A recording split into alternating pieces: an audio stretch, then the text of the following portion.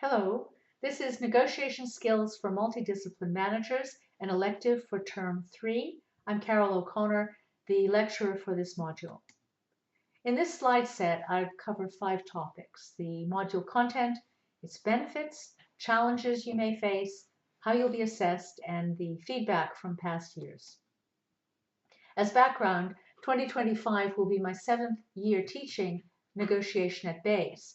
I take a practical approach to deal making using examples and cases.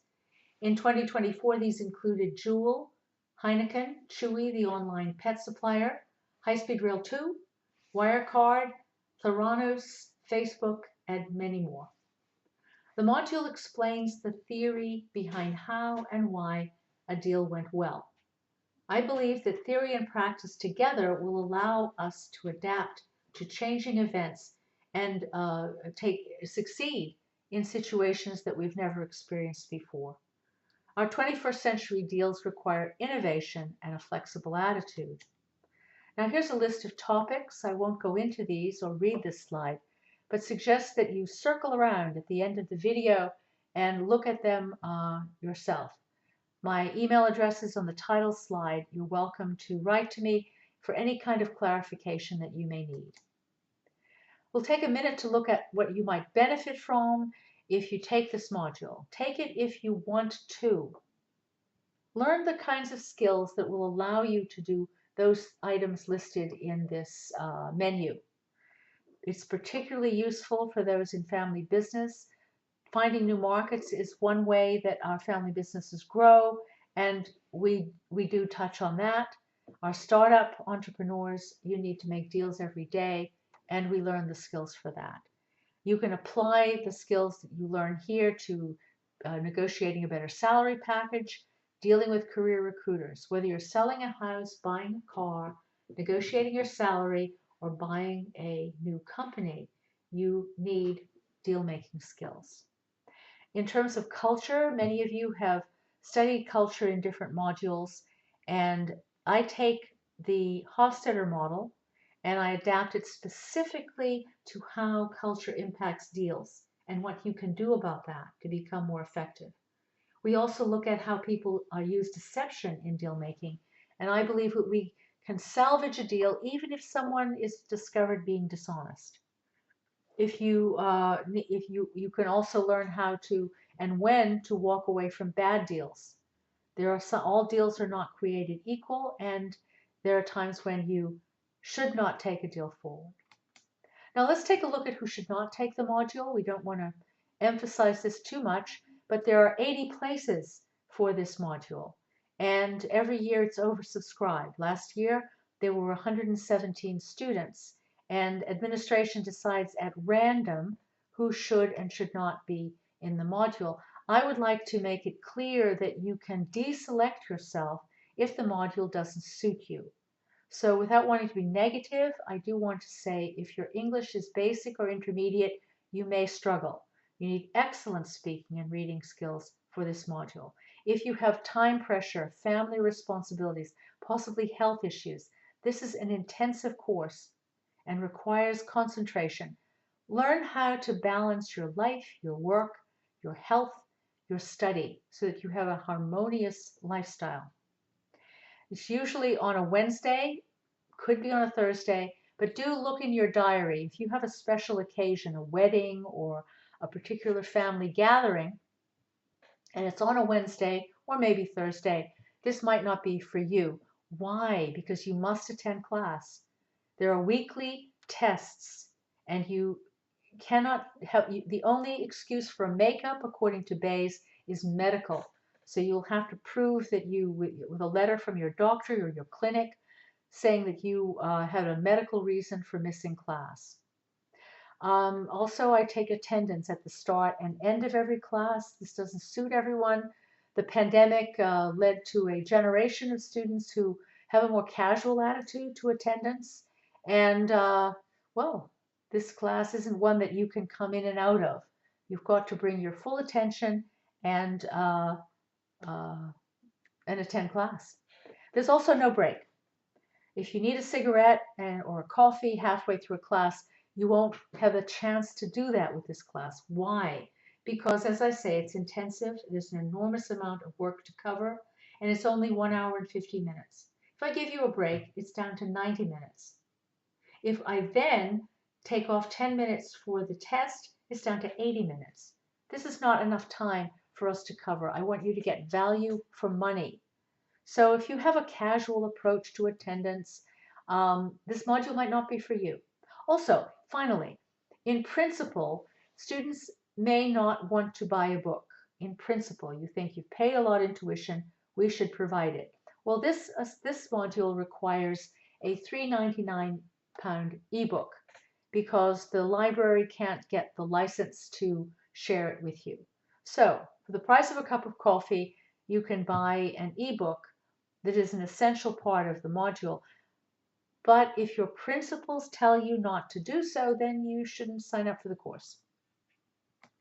So, about English, I've got a link here for you to download and read one of the assigned articles. If you find it easy to read, then it's fine for you to sign up.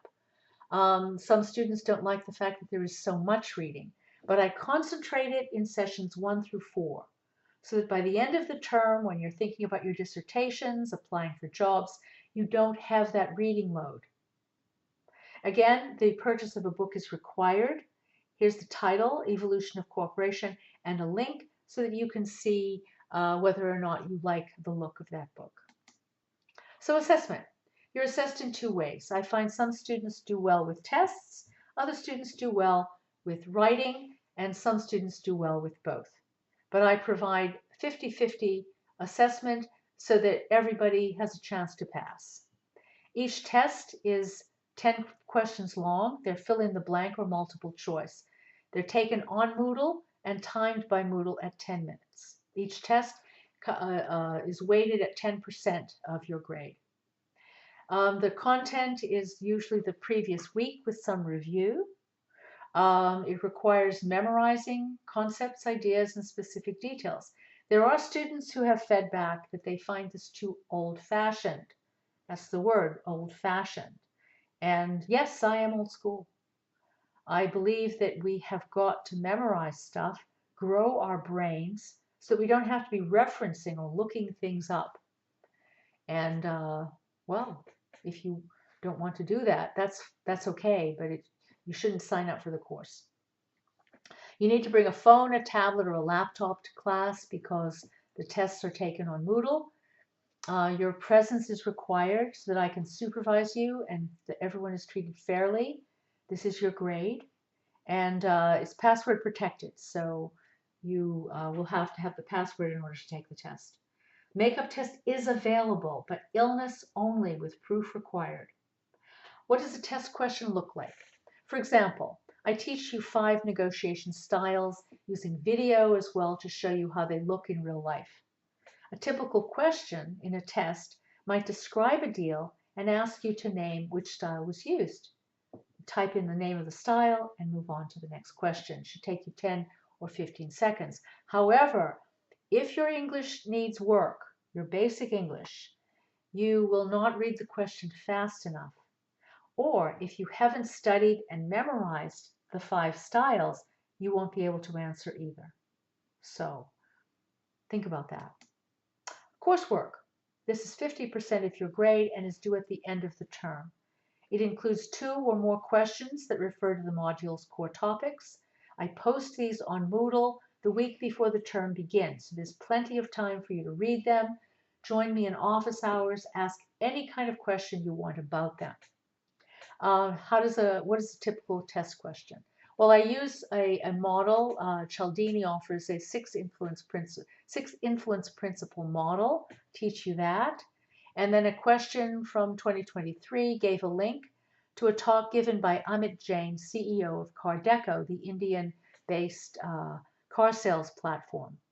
Students were asked to listen to this talk on the link and identify examples of him using influence based on the 6 principal models. So they looked at the 6 principles, they found an example for each one, and then explained how each example illustrated specific influence principles. And the whole of the essay a total of 2,000 words plus or minus 10%. So now we get to the student feedback from previous years. As of 2024, we had the end of year feedback. There was a 62% response rate. It showed an overall score of 4.5 out of 5, so that's very positive. However, I must emphasize the negative as well, in fairness. One student really didn't like the old-fashioned memorizing of concepts.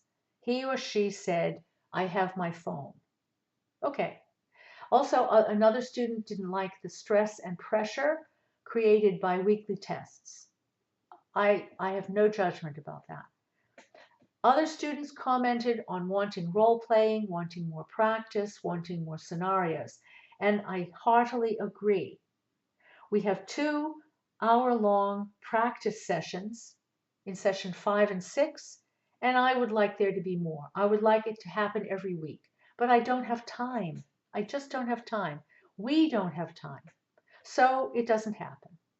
Other comments about me, people say such kind things. I'm very touched by it. I'm very pleased and delighted that Bay has asked me back every year. See, I'm a retired person. I teach for fun. So if you would like to sign up, I'll see you in May 2025. If you don't think this is right for you, I wish you the best in all you do. And I will, on that note, say thank you very much for listening. Bye for now.